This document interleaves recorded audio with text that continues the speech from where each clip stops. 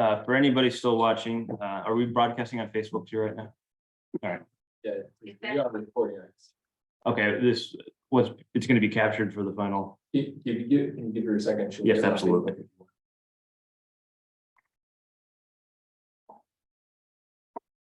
Anybody waited this long, they shouldn't miss the thrilling conclusion to the December 6th select board meeting. Oh, I'm glad.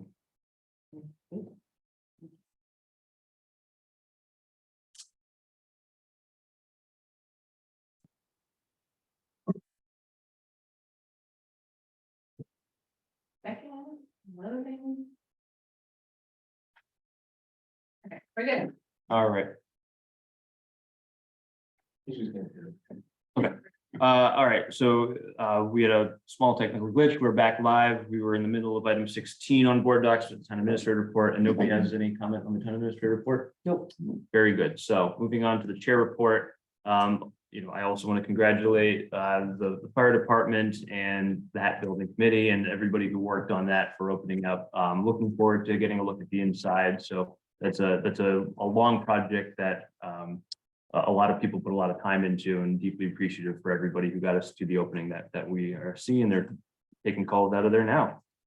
I also wanted to thank the organizers for two events, Sip and Stroll, which was last Saturday, which, despite some of the cloudy weather, it held out and we had a really nice turnout there. I think a lot of the businesses participated. It was good to see a real community feel there, a lot of people walking downtown.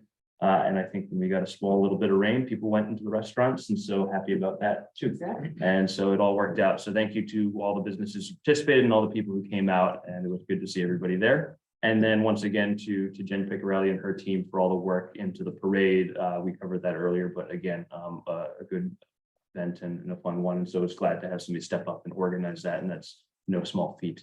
And then also looking forward to attending the menorah lighting on the 21st as well. That is it for me. We'll go to board member reports. Chris. No, just to want to reiterate the thanks for the people that organized the parade, Jen Picarelli and her group, and the Community Business Alliance and those folks that put on the Sip and Stroll. Two good events to kick off the season. And I have one question, Greg. Yeah. The master plan. Yeah. Which many, follow religiously, some don't follow at all. I'm just kind of wondering, as we were sitting here tonight, the ones who happen to be in the room and some of the conversations that we had in the beginning, I was just struck by the Maynard community development principles. And I'm just kind of wondering, we don't hear much about those things since the introduction of the master plan. I'm just kind of wondering if those things are still part of the discussions we have with developers or people coming into town with new businesses and that type of stuff. I'm just kind of wondering where those development principles are in the process these days. That's a great question. So they're not, here's my impression. I'd like to they're not forgotten. I mean, like, yes, they happen to be on this wall. Yeah. But Megan and I literally just the other day were talking about it in regards to the old fire station. Yeah. And how we could use those as a framework for the potential reuse of that fire station. Okay. So it's not like an official document, right? So there's no like legal or charter or bylaws or anything like that. Similar to the master plan, like it's guidance, but the master plan is huge, right? And this is very particular to sites and reuse and planning and whatnot. So that's maybe it's more like opportunistic, like as it comes up, we're like, oh yeah, we're happen to be selling a fire station. Oh, this is a good framework. Megan, what?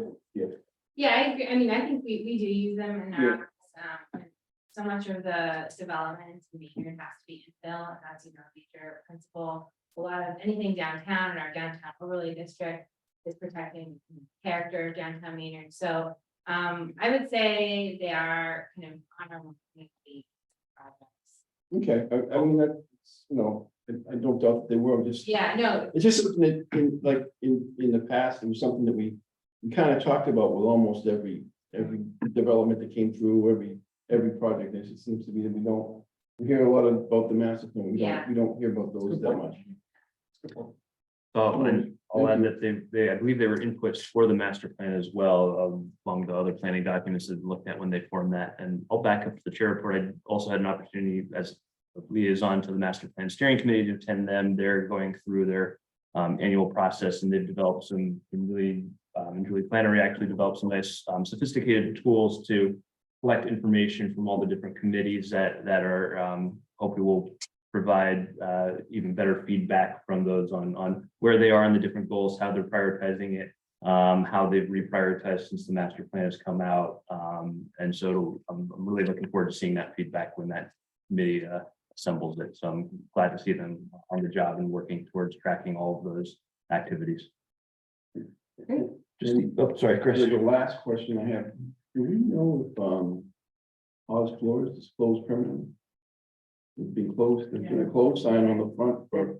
Months, No. over a month. since- I want to say, since, like, how, before Halloween.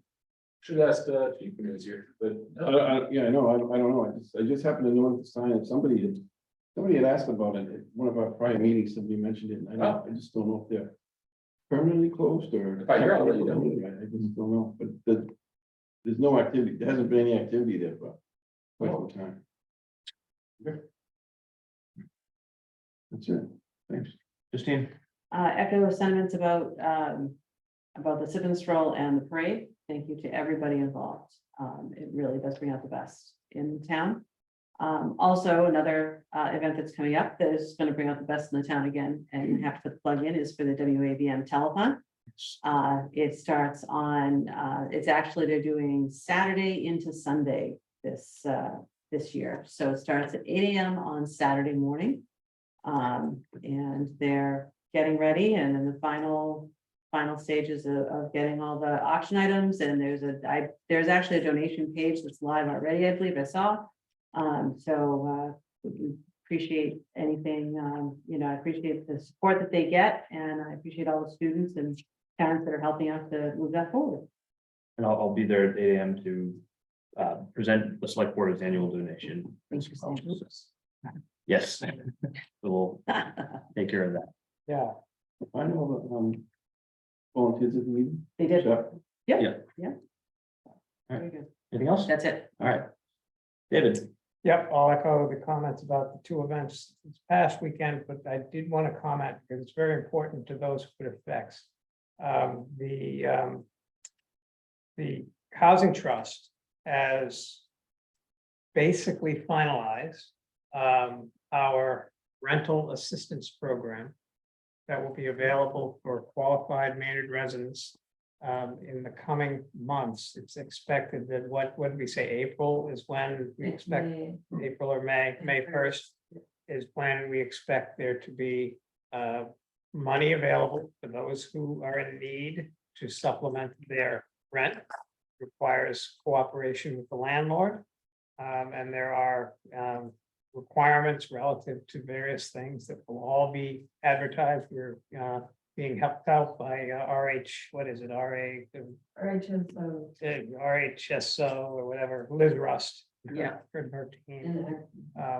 So very important for those Maynard residents, be on the lookout. It's a really, really hopeful program for many people, should provide some assistance. All right, great. Any other comments before we adjourn? And I will entertain a motion to adjourn. So moved. Second. All in favor? All right, thank you, everybody.